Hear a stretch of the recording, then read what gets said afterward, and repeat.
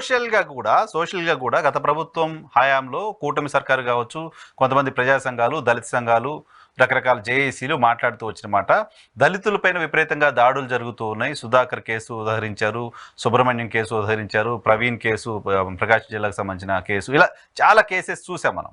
మేము అధికారంలోకి వచ్చిన తర్వాత వీటన్నిటిపైన కూడా ఒక కమిషన్ వేసి వీటికి కారణం అయిన వాళ్ళపైన చర్యలు తీసుకుంటాం, దళితులపైన దాడులు జరగవు, మహిళలపైన అత్యాచారాలు అన్యాయాలు ఏమి ఉండవు అని చెప్పారు.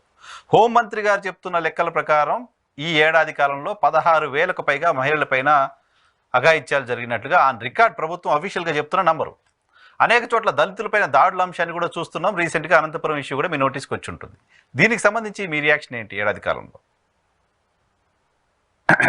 ఇప్పుడు నేను ఇంతకుముందు అన్నాను, అంటే అణగారిన వర్గాల మీద అన్యాయానికి ఏడాది అయింది, బలహీన వర్గాల మీద దాడులకు ఏడాది అయింది, ఆడబిడ్డల మీద అఘాయిత్యాలకి దాడులకు ఏడాది అయింది, అంతేగాని సుపరిపాలనకు అయితే ఏడాది కాలేదు అని నేను ఒక బ్రాడ్ కామెంట్ చేస్తా ఉన్నాను.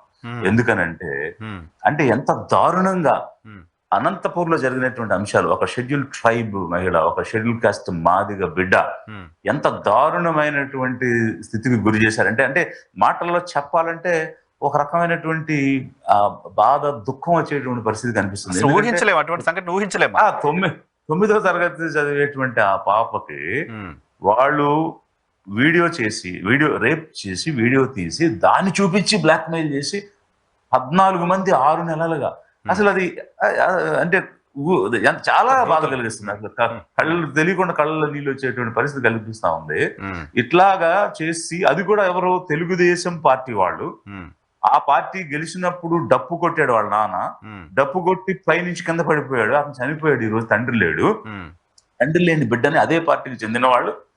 అసలు ఏ సంస్కృతిలో మనం జీవిస్తున్నాం? ఒకప్పుడు బార్బేరిజం, క్యానిబాల్స్ అనేటువంటివి అన్ని చూసుకుని చంపుకుని తినేటువంటి వాళ్ళు అనేటువంటిది ఉన్నాము. ఈ రోజు దీనికి ఏం తేడా ఉందనేది నాకైతే అర్థం కావడం లేదు. మరి ఇప్పుడు ఏదో ఏంటది, టీ కొట్టుల దగ్గరికి, బడ్డీ కొట్టుల దగ్గరికి, పెన్షన్ ఇచ్చిన ముసలి వాళ్ళ దగ్గరికి వెళ్ళి మాట్లాడే చీఫ్ మినిస్టర్ ఇలాంటి అన్యాయం జరిగిన ఒక బాలికను పరామర్శించడానికి లేదా సమయం? అంటే అలాంటి చోటకు వెళ్ళి ధైర్యం చెప్పరా? పైగా మీ పార్టీ వాళ్ళు అన్యాయం చేస్తే, ఇప్పుడు మల్లాంలో మీ పార్టీ వాళ్ళు కోసం పనిచేసిన వ్యక్తిని గ్రామ బహిష్కరణ చేస్తే అక్కడ పిఠాపురం ఎమ్మెల్యేగా ఉన్నటువంటి పవన్ కళ్యాణ్ గారు వెళ్ళరు. ఈ రాష్ట్రాన్ని నడిపిస్తున్నటువంటి చంద్రబాబు గారు ఈ మహిళల దగ్గరికి, ముసలి వాళ్ళ దగ్గరికి వెళ్ళి, టీ కొట్లలోకి, బంకుల దగ్గరికి వెళ్ళి మాట్లాడతారు, అలాంటి వీడియోలు చేస్తారు. మరి ఇలాంటి బాలికకు అంటే చెప్పడానికి అంత కష్టంగా ఉన్న అన్యాయం జరిగితే మేము ఉన్నాము, పైగా మీ పార్టీ వాళ్ళు చేస్తే వాళ్ళ తరపున మీరు నిలబడరా? మీ ప్రయారిటీ కాదు ఇది. మీ ప్రయారిటీ వేరు. మీ ప్రయారిటీ సంపాదించుకోవడం ప్రయారిటీ, దర్పంగా ఉండడం ప్రయారిటీ, అధికారంలో చలాయించడం ప్రయారిటీ, ఆధిపత్యం చేయడం ప్రయారిటీ, పెత్తనం చేయడం ప్రయారిటీ. అంతేగాని సంక్షేమం మీ ప్రయారిటీ కాదు, అభివృద్ధి ప్రయారిటీ కాదు, పేదల తరపున నిలబడటం, అండదండగా ఉండటం మీ ప్రయారిటీ కాదు. క్లియర్ గా కనిపిస్తుంది. సో సాంఘికంగా చూస్తే ఈ ఆధిపత్య వర్గాల పార్టీలు ఎప్పటికీ కూడా వెనుకబడిన వర్గాల కోసం ఏమీ చెయ్యవు. వాళ్ళని పావులుగానే వాడుకుంటారు, బానిసలుగానే చూస్తారు, అక్కడే ఉండాలని కోరుకుంటారు. ఎందుకంటే అలా ఉంటేనే వీళ్ళు మా వెంట ఉంటాడు, మాకు ఓడిగం చేస్తారు, మాకు బానిసలుగా ఉంటారు, మాకు డబ్బులు ఇస్తే ఓట్లు వేస్తారు అనేటువంటి భావనలో ఉంటారు. అది స్పష్టంగా కనిపిస్తుంది. కాదంటే చెప్పమనండి, ఎందుకు వెళ్ళలేదు ముఖ్యమంత్రి? యూ షుడ్ గివ్ ఆ భరోసా ఇవ్వాలి కదా. ఎందుకు వెళ్ళలేదు ఉప ముఖ్యమంత్రి? ఆ భరోసా ఇవ్వాలి కదా. గ్రామ బహిష్కరణ నీ నియోజకవర్గంలో జరిగితే కనీసం నేనున్నాను, ఎందుకు ఎలాంటి పని చేశారు, తప్పు కదా, అలా చేయకూడదు కదా, సభ్య సమాజంలో మనం ఉన్నాం కదా అన్న మాట పవన్ కళ్యాణ్ అనేటువంటి పిఠాపురం ఎమ్మెల్యే ఎందుకు వెళ్ళి ఆ గ్రామంలో చెప్పలేదు? ఇక్కడ టీ బంకుల దగ్గర, ముసలి వాళ్ళ దగ్గరికి వెళ్ళి చిట్ చాట్ చేయడానికి సమయం ఉంది కదా. అలాంటిది అన్యాయం జరిగిన కుటుంబాన్ని పరామర్శించడానికి మీకు సమయం లేదా అంటే అది మీకు ప్రాధాన్యత కాదు అని స్పష్టంగా కనిపిస్తుంది కదా. ఆ ఘటన గురించి వింటేనే కడుపు మండిపోతోంది. సో ఆ ఘటనకు పాల్పడ్డ వాళ్ళకు పడే శిక్ష గురించి చర్చ జరగాలి కదా. వాటికి అటువంటి శిక్ష ప్రభుత్వం వేయాలి. ఇంకొకవేళ అటువంటి ఆలోచన చేయాలంటే భయపడే పరిస్థితి, అటువంటి ఒక స్కేర్ క్రియేట్ చేయాల్సిన అవసరం ఉంది కదా. ఆ ఆలోచన కూడా చేయకుండా, అక్కడికి ఎవరైనా పోతానంటే కూడా పోనీయకుండా, అసలు ఆ వార్త సార్ వెరీ అన్ఫార్చునేట్. ఏంటంటే ఇంత పెద్ద ఇన్సిడెంట్ జరిగితే ఆంధ్రప్రదేశ్కి సంబంధించిన ప్రధానమైన మీడియాలో ఒక సింగిల్ కాలం వార్త లేకుండా పోయింది, ఒక్క ఛానల్లో కనీసం చర్చ లేకుండా పోయింది. గతంలో సుగాలి ప్రీతి అంశానికి సంబంధించి పవన్ కళ్యాణ్ గారు కర్నూలు వెళ్ళారు, మీటింగ్ పెట్టారు, సిబిఐ అన్నారు, ఇంకేదో మాట్లాడారు. ఏడాది అవుతోంది, ఆ కుటుంబానికి న్యాయం జరిగింది లేదు. అసలు అవి ఎజెండానే కాకుండా పోయి ప్రభుత్వానికి, ఈవెన్ తెలుగుదేశం పార్టీ మీడియాకి ఎందుకు అసలు కనీసం పట్టించుకునే ఆలోచన కూడా ఎందుకు లేకుండా పోతున్నారు? ప్రజలు ఎవరైనా చూస్తున్నారా, మనల్ని అడుగుతారా, ఈ వార్త రాయకపోతే ఏమైనా అంటారా, మనం దీన్ని అడ్రస్ చేయకపోతే ప్రజల నుంచి వ్యతిరేకత వస్తుందా అనే ఆలోచన ప్రభుత్వానికి ఎందుకు లేకుండా పోతుంది? That's what I'm saying. See priorities, what is the priority అనేటువంటిది ఇప్పుడు మీడియానే నేను అడుగుతున్నాను మీ ద్వారా. అంటే ఓకే, గవర్నమెంట్ కి కొన్ని ఆబ్లిగేషన్స్ ఉంటాయి, being a state who is the custodian of the welfare of the people and security of the people. But నాలుగో అంటే ఎగ్జిక్యూటివ్, లెజిస్లేచర్, జ్యుడిషియరీ అనేవి 3 అంగాలు అయితే, 4వ స్తంభం జర్నలిజం అని చెప్తారు కదా. మీకేమి నైతిక విలువలు లేవా? 4వ స్తంభం అని చెప్పుకోవడానికి మీరు 4వ స్తంభమా? ఇది వివక్ష కాదా? ఏ ఛానల్ అయితే ఈ తన్మయ సబ్జెక్ట్ కానీ, మాదిగ బిడ్డ సబ్జెక్ట్ కానీ, అన్యాయం జరిగినటువంటి మల్లాం సబ్జెక్ట్ కానీ మాట్లాడలేదంటే మీరు వివక్ష చూపించడం లేదా? మరి మీరు ఆ డిస్క్రిమినేషన్ ప్రకారంగా అట్రాసిటీ యాక్ట్ మీ మీద పెట్టాలి కదా, అక్కడ కదా అప్లై చేయాలి. మిస్యూజ్ చేయడానికి యాక్ట్ వాడుకుంటున్నారు మీరు. ఎవరి మీద కక్ష సాధించుకోవడానికి యాక్ట్ ను వాడుకుంటున్నారు మీరు. న్యాయం చేయడానికి యాక్ట్ ను వాడడం లేదు మీరు. అట్రాసిటీ యాక్ట్ జస్టిస్ ఇవ్వడానికి పెట్టింది, అంతేగాని కక్ష సాధించుకోవడానికి పెట్టట్లేదు. కానీ సక్సెసివ్ గవర్నమెంట్స్ కక్ష సాధింపు చర్యల కోసం, అంటే వాళ్ళకి నచ్చని వాళ్ళు లేకపోతే వాళ్ళకి ఎదురుపక్షంగా ఉన్నటువంటి వాళ్ళ మీద కక్ష తీర్చుకోవడానికి SC/ST అట్రాసిటీ యాక్ట్ ని వాడుకుంటున్నారు. కానీ నిజంగా అన్యాయం జరిగినటువంటి వ్యక్తికి న్యాయం ఇవ్వడానికి మాత్రం ఈ యాక్ట్ ని వాడుకోవడం లేదు. ఈ విషయంలో మీడియా కూడా సంపూర్ణంగా పక్షపాత ధోరణి వ్యవహరిస్తూ ఉన్నది. కనీసం జనం కోసమైనా మీరు నిజాయితీ కలిగిన వాళ్ళు, జనం కోసమైనా మాకు పక్షపాతం లేదు, అన్ని పక్షాలు ఉన్నాము అని అనిపించుకోవడానికైనా ప్రయత్నం చేయండి అని మీకు వేడుకుంటున్నాను. ఎందుకనంటే అంత దారుణమైన వివక్ష మీరు చూపిస్తా ఉన్నారు. మరీ ముఖ్యంగా ఈ తెలుగుదేశంకి బాకా కొట్టే మీడియా ఎవరైతే ఉన్నారో వీరందరూ కూడా పక్షపాత ధోరణిలో వివక్ష పూరితమైనటువంటి పద్ధతిలో పనిచేస్తూ ఉన్నారు. కనీసం వార్తగా ఎందుకు చూపించలేదు మీరు? అదే కదా వార్త. గంటలు పనికి మాలినటువంటి సబ్జెక్ట్స్ మీద డిబేట్ చేస్తారు కదా, కనీసం వార్తగా ఎందుకు చూపించడం లేదు? కనికరం లేదా మీకు? మానవత్వం లేదా మీకు? ఒక బాలిక, ఒక మాదిగ బిడ్డకు అంత దారుణమైన అన్యాయం జరిగితే ఇది అన్యాయం అని చెప్పడానికి మీ నోరులు పెగలడం లేదా? ఎందుకు మూసుకుపోయాయని చెప్పేసి కూడా మీ ద్వారా నేను అడుగుతున్నాను.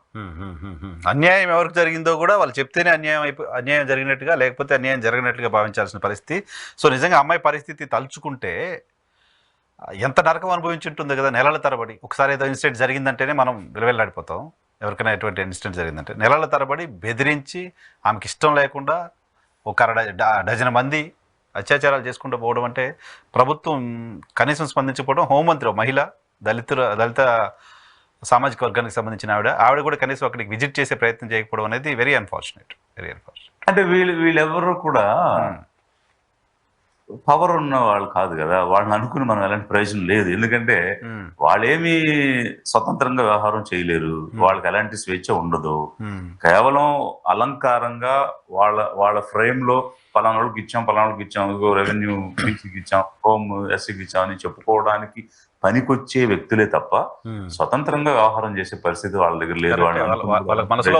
మనసులో ఉన్న స్పందించలేని పరిస్థితులు ఉంటారేమో, స్పందించలేరు. వాళ్ళు ఒకవేళ కొంత నిజాయితీ కలిగిన వాళ్ళు అయితే ఎంతో మనస్తాపం చెందుంటారు, మానసికంగా బాధపడి ఉంటారు, ఏమి చేయలేకపోతున్నామే, నిస్సహాయాలుగా ఉన్నామే అనుకోవడం తప్ప వాళ్ళని అని మనకి ఎలాంటి ప్రయోజనం లేదు. కానీ ఆ బిడ్డ గురించి చూస్తే గర్భం వచ్చే వరకు తెలియలేదు బయట, because she has become pregnant, the news has come out. Otherwise ఇంకా ఎంతకాలం ఈ రకంగా సాగి ఉండేదో. అంటే ఒక ఇన్సిడెంట్ ఈ రోజు మనం మాట్లాడుతున్నాం, ఇట్లా అనేక రకాల కరెక్ట్. సో అందుకనే ఇన్సెన్సిటివ్ గా ఉన్నారు. పీపుల్స్ వెల్ఫేర్ అంటే ఎంత నిస్సహాయతలో ఉందేవో, ఎలాంటి అండదండ లేకుండా సొంత పార్టీ వాళ్ళు అట్లా చేస్తా ఉంటే ఎవరికి వెళ్ళి చెప్పుకోవాలి? అంటే కంచి చేను వేయడం తప్ప ఏముంది అక్కడ? మనం రక్షించవలసిన వాళ్ళే భక్షిస్తూ ఉంటే ఎక్కడికి వెళ్ళి చెప్పుకోవాలి, ఎవరికి చెప్పుకోవాలి? సో మిగతా అట్రాసిటీస్ పైన సార్, గత ప్రభుత్వానికి సంబంధించిన అట్రాసిటీ పైన కమిషన్స్ వేస్తాం, విచారణ చేయిస్తామని చెప్పారు. ఆ దిశగా ప్రభుత్వం ఏమైనా అడుగులు వేస్తుందని చెప్పి అనిపిస్తోందా? ఏదండి, గత ప్రభుత్వంలో చాలా మంది దళితులపైన అట్రాసిటీస్ జరిగాయి, కేసులు అయినాయి, చంపేశారు, ఆ కేసులన్నింటినీ కూడా తిరగదోడతాం, ప్రత్యేకమైన కమిషన్ వేస్తాం, దాని గురించి ప్రత్యేకమైన విచారణ వేస్తాం అన్నారు. యా చెయ్యండి. ఇప్పుడు ఎక్కడ అన్యాయం జరిగిందో అక్కడ న్యాయం కావాలని కదా కోరుకుంటున్నాం. ఇప్పుడు గత ప్రభుత్వంలో ఉన్నటువంటి వారు ఎప్పుడు ఎక్కడ ఏ అట్రాసిటీ జరిగినా వెళ్ళినటువంటి దాఖలాలు లేవు. కానీ ఇప్పుడు మాత్రం తయారైపోతున్నారు, మేము వెళ్తాము, అది చూస్తాము, తెలుసుకుంటాము. అంటే వాళ్ళ అధికారంలో ఉన్నప్పుడు ప్రవర్తించే విధానం వేరు, వేరే వాళ్ళ అధికారం ఉన్నప్పుడు ప్రవర్తించే విధానం వేరు. అందుకే ఏంటంటే దొందే అనేటువంటి వర్డింగ్ అంటే ఒక నానుడు ఉంది కదా. సో వీళ్ళ ఆలోచన విధానం అంతా ఎప్పుడు ఒకే రకంగా ఉంటదండి. నేను మీ ద్వారా ప్రజల్ని ఏం కోరుతున్నానంటే, వెనుకబడినటువంటి వర్గాలు, పేద వర్గాలు ఎప్పుడు కూడా ఇలాంటి నిస్సహాయతలోనే, అభద్రతలోనే బతుకుతున్నారు.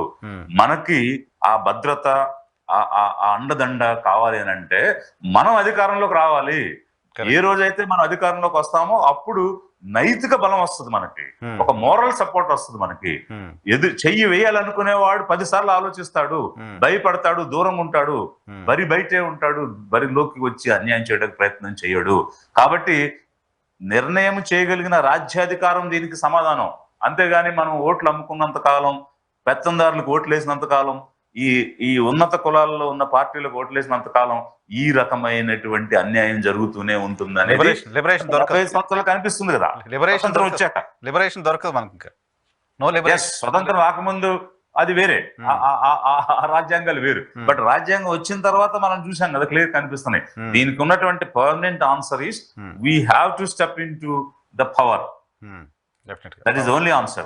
I'm requesting all the people to understand. Awareness తెచ్చుకోండి, జనం అర్థం చేసుకోండి. నేను జనానికి చెప్తున్నాను, పవర్ వాళ్ళకిద్దామా వీళ్ళకిద్దామా కదా, పవర్ తెచ్చుకుందాం మనం అనే ఆలోచన రావాలి వర్గాలకు ప్రధానంగా. ఎగ్జాక్ట్లీ. హోప్ సో ఇలాంటి వాళ్ళంతా మాట్లాడుతున్నారు, ఇటువంటి చూస్తున్నా. నిజంగా అధికార పార్టీ పరామర్శించదు, ప్రతిపక్షంలో ఉన్నప్పుడు గగ్గోలు పెడతాం. జగన్మోహన్ రెడ్డి గారు ఆ డ్రైవర్ సుబ్రహ్మణ్యం హత్య జరిగినప్పుడు కనీసం పార్టీకి సంబంధించిన మనుషులను కూడా వాళ్ళ కుటుంబం దగ్గర పంపించలేదుగా. తెనాలిలో దళితులపైన దాడి జరిగితే ఆయన వెళ్ళిపోయారుగా. సో చంద్రబాబు నాయుడు గారు గతంలో ఎక్కడ ఇన్సిడెంట్ జరిగినా ఆయన వెళ్ళి పరామర్శిస్తా అనేవాళ్ళుగా. ఇప్పుడు అనంతపురం వెళ్ళే ప్రయత్నం ఆయన చేయలేదుగా. సో అధికార పార్టీలు అలాగే ఉంటున్నాయి. అధికార పార్టీ నేను అనేది ఏంటంటే, ఈ ఆధిపత్య వర్గాలు ఉండే పార్టీలు విధానం ఎప్పుడు ఇలాగే ఉంటుంది. వీరు ఎప్పుడు కూడా పేదలకు అండదండగా ఉండరు, నైతిక బలాన్ని ఇవ్వరు, బలహీనులుగానే చూస్తారు. మరీ ముఖ్యంగా చెప్పాలంటే వీళ్ళని ఇంకా విచ్ఛిన్నం చేయడానికి, ముక్కలుగా విభజించడానికే ప్రయత్నం చేస్తారు. అందుకే రకరకాల వర్గీకరణ పేర్లతో ఉద్యమాలు నడిపించి, ఆ ఉద్యమాలకు వీళ్ళే డబ్బులు ఇచ్చి, వాళ్ళని పెంచి పోషించి, వ్యక్తిగత స్వార్థానికి వాడుకుని ఈ బలాన్ని బలహీనం చేయడానికి ప్రయత్నం చేస్తారు. సో నేనేమంటానంటే, జనాన్ని బలహీనులుగా మనం ప్రదర్శిస్తున్నంత కాలం ఈ దాడులు జరుగుతూనే ఉంటాయి. మనలో బలం ఉంది, మేం బలవంతులు అని చూపించగలిగిన రోజు ఈ దాడులు ఆగుతాయి. అలా చూపించే అవకాశం ఎప్పుడు వస్తుంది? మనకున్న వజ్రాయుధం ఒకటే, అది ఓటు. ఆ ఓటు ఇన్నాళ్ళు ఉన్నత వర్గాలకు వేసాం కాదు, వెనుకబడిన వర్గాలకు వేసుకుందాం, మన నాయకులకు వేసుకుందాం, మన నుంచి వచ్చేటువంటి నాయకత్వానికి వేసుకుని మనం అధికారంలోకి వద్దాం. అప్పుడు అన్నిటికీ పరిష్కారం దొరుకుతుంది. ఒక దాడులకి కాదు, అభివృద్ధికి, సంక్షేమానికి, అన్నిటికీ పరిష్కారం దొరుకుతుంది. మన నాయకులకు మాత్రమే కాదు, మన నాయకులు నాయకత్వం వహించే పార్టీలకి, మన నాయకులకి వేస్తే ఇప్పుడు అంత్యగారి పరిస్థితి అయింది కదా. అంత్యగారి పరిస్థితి మన నాయకత్వంలో ఉన్న పార్టీలకు. అవును, చాలా నిశ్చితంగా కరెక్ట్ చేశారు. మన నాయకత్వంలో ఉన్న పార్టీలకు వేయాలి. ఎగ్జాక్ట్లీ. రైట్ సార్, అవేర్నెస్ రావాలని కోరుకుంటున్నా. చివరిగా పొలిటికల్ గా ఈ ఏడాది కాలంలో పొలిటికల్ గా రాజకీయ పార్టీల ప్రయాణం, పొలిటికల్ లైన్ లో చూస్తే కూటమి ఏడాది పాలన ఎలా అనిపిస్తోంది? That's what I'm saying. See, ఒకవైపు ఏమో వారు ఇచ్చిన హామీల్లో ఫెయిల్ అవడం అంటే, సరే మనం అనుకున్నాం కొన్ని 30% అని మనం పాజిటివ్ వేలో మాట్లాడదాం అనుకున్నా కూడా 70% దే హావ్ ఫెయిల్డ్. మరొక అంశం ఏంటంటే, రాజకీయమైనటువంటి కక్షలు ఏంటండి. ఇప్పుడు నేను ఇంతకు ముందు చెప్పాను కదా, అట్రాసిటీ యాక్ట్ వాడుకోవటం, ఇంకా అనేక రకాలైన యాక్ట్లు, అసందర్భమైనటువంటి సెక్షన్లు పెట్టి కక్ష సాధింపు చర్యలు ఏమిటి అంటే, భయభ్రాంతికి గురి చేసి ఒక ఆఫ్ఘనిస్తాన్ని, ఒక పాకిస్తాన్ని ఇక్కడ చూపించాలని ప్రయత్నం చేస్తే వైసీపీకి కట్టిన అదే గతి మళ్ళీ పట్టినటువంటి అధోగతే మళ్ళీ ఈ కూటమిలో ఉన్న పార్టీలకు కూడా పడతాయి. ఏదేమైనా ఇది ఒక ఫ్యాసిజం వైపు నడుస్తున్న పాలనలా కనిపిస్తోంది. వెంజన్స్ వైపు నడుస్తున్న రాజకీయ పాలనలా కనిపిస్తున్నాయి. అందుకే మనం వెనుకబడిన వర్గాలను అప్రమత్తం అవ్వండి, మీరు సమాయత్తం అవ్వండి, ఇక వీళ్ళని దించుద్దాం. ఎందుకంటే వీళ్ళు టెర్రరిజం ఆపలేకపోతున్నారు, ఫ్యాసిజం ఆపలేకపోతున్నారు, వెంజన్స్ ఆపలేకపోతున్నారు. ఇంకా ఇలాంటి ఫెయిల్యూర్ పార్టీస్ కి ఎన్నాళ్ళు మనం ఓట్లేస్తాము? ఇప్పుడు జరిగినటువంటి పాలనలో కూడా వెంజన్స్ కనిపిస్తుంది, ఒక పగ తీర్చుకునే కార్యక్రమమే కనిపిస్తుంది. అది కాదు సుపరిపాలన అంటే. మనకి శాంతి సామరస్యం ఉండేటువంటి సహజీవనం సహభావం కలిగినటువంటి పాలన కావాలి. సహృదయంతో పనిచేయగలిగి ఏమంటే ఒకరినొకరు ఒప్పుకోగలిగేటువంటి పాలన కావాలి. అలాంటిది లేకుండా ఉంటే ఏ పార్టీ కూడా నిలబడదు, కాలగమనంలో కొట్టుకుపోతుంది. ఓకే, సరే, కూటమి మేనిఫెస్టోకి సంబంధించి భారతీయ జనతా పార్టీ మాకు సంబంధం లేదు అని ఇలా పక్కకి నెట్టేసింది. పవన్ కళ్యాణ్ గారు, చంద్రబాబు నాయుడు గారు 2 ఫోటోలతోటి కూటమి మేనిఫెస్టో చూసాం మనం. సో పవన్ కళ్యాణ్ గారు ఎందుకు ఈ హామీల అమలుకు సంబంధించిన అంశం పైన ఒత్తిడి తీసుకురాలేకపోతున్నారు? గతంలో షిప్లో బియ్యం పోతున్నాయి, అక్కడికి వెళ్ళి షీజ్ ద షిప్ అని హడావుడి చేశారు ఆయన. ఈ స్కీమ్స్ సరిగా అమలు కాకపోతే, ఈ హామీలు మనం అమలు చేయలేకపోతే నష్టం జరుగుతుంది, తెలుగుదేశం పార్టీతో పాటు నేను కూడా మునుగుతాను అనే ఆలోచన, అనే స్పృహ ఎందుకు ఆయనకు లేకుండా పోతుంది? ఎందుకు ఆయన ప్రజెంట్ తీసుకురాలేకపోతున్నారు?